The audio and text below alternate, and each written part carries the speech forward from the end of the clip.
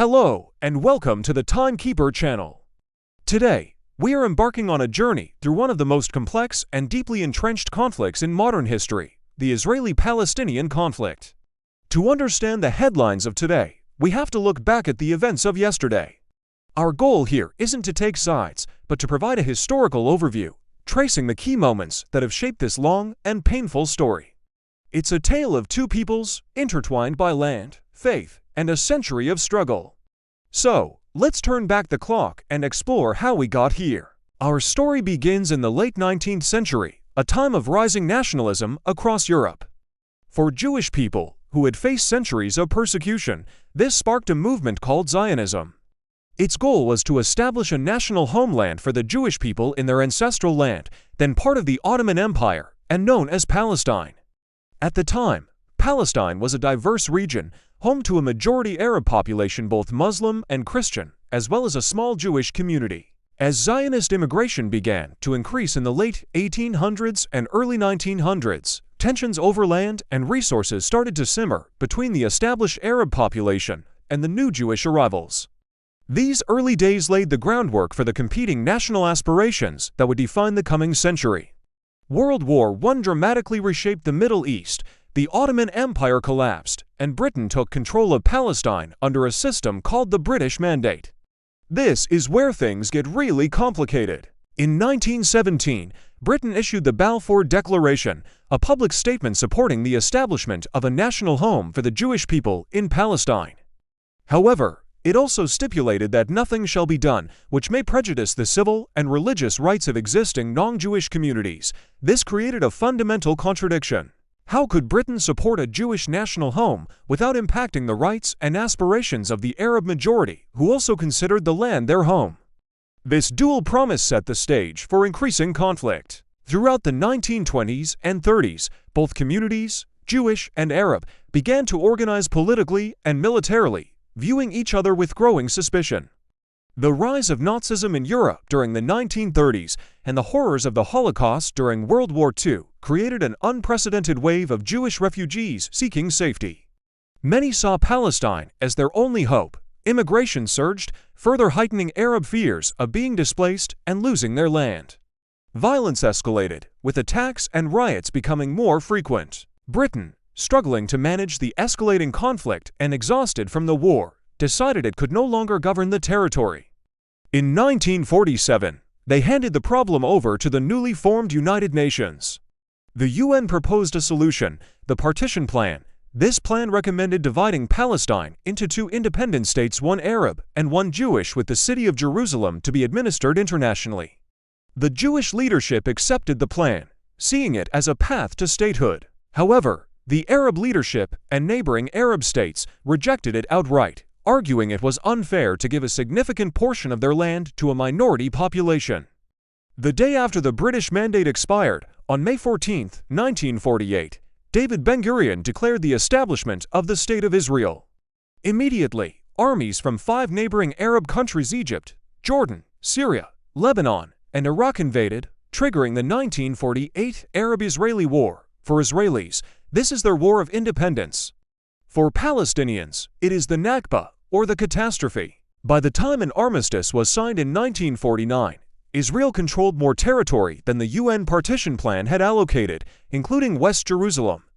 Egypt took control of the Gaza Strip, and Jordan annexed the West Bank and East Jerusalem.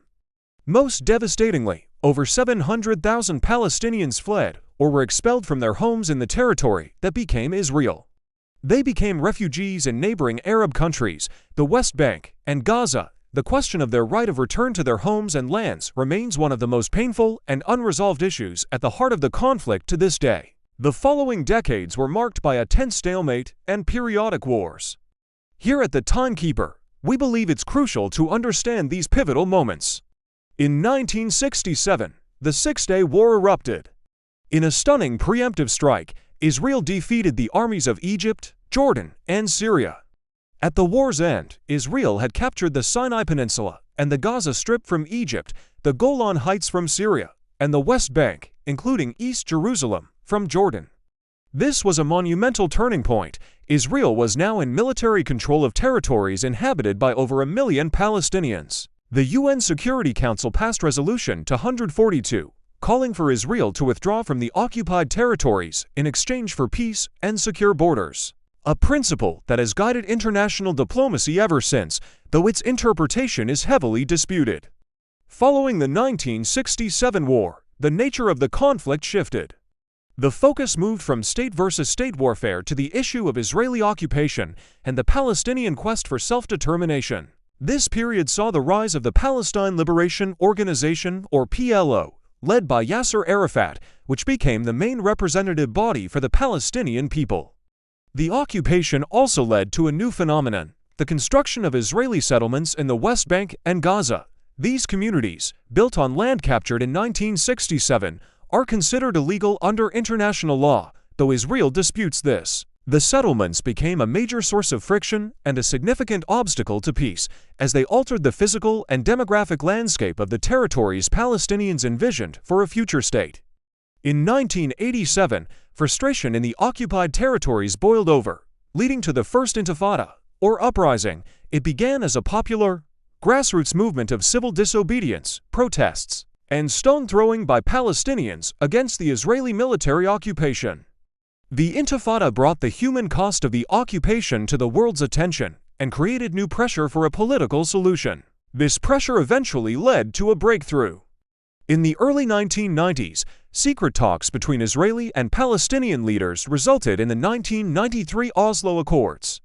For the first time, Israel and the PLO officially recognized each other. The accords created the Palestinian Authority, a governing body with limited autonomy in parts of the West Bank and Gaza.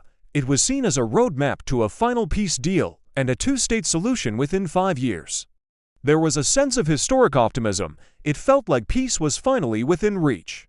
Unfortunately, the hope of the Oslo Accords quickly unraveled. The final status issues like the borders of a future Palestinian state, the status of Jerusalem, the fate of Israeli settlements, and the right of return for Palestinian refugees proved too difficult to resolve. Trust eroded on both sides. Extremist groups carried out attacks to derail the peace process. In 2000, after the collapse of the Camp David summit, the Second Intifada erupted. This uprising was far more violent than the first, with widespread armed conflict and suicide bombings. Israel responded with major military operations in the West Bank and began constructing a controversial barrier, which it said was for security, but which Palestinians called an apartheid wall, as it cut deep into West Bank territory.